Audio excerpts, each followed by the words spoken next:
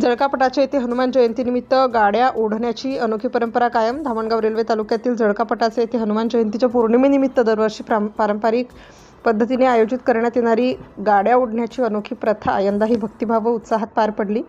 गेल्या अनेक वर्षांपासून सुरू असलेली ही परंपरा आजही गावकऱ्यांनी श्रद्धेने जपून ठेवली असून या सोहळ्याला हजारो भाविकांनी उपस्थिती लावली.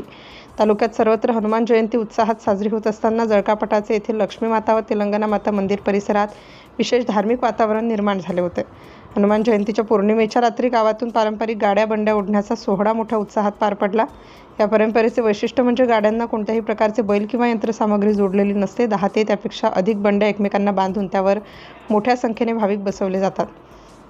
प्रत्येक बंडीवर अंदाजे 25 ते 30 तसेच काही ठिकाणी त्यापेक्षा अधिक लोक बसलेले असतानाही या गाड्या पुढे सरकत असल्याने हा सोहळा पाहणाऱ्यांसाठी विशेष आकर्षण ठरतो. गावकऱ्यांच्या श्रद्धेनुसार या गाड्या दैवी शक्तीच्या कृपेने पुढे ओढल्या जातात अशी भावना व्यक्त करण्यात येते. हा अनोखा धार्मिक सोहळा पाहण्यासाठी परिसरातील तसेच दूरवरच्या गावांमधून भाविक मोठ्या संख्येने उपस्थित राहतात.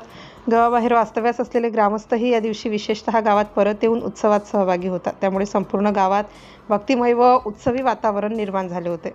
उत्सवानिमित्त विविध धार्मिक व सांस्कृतिक कार्यक्रमांचे आयोजन करण्यात आले होते.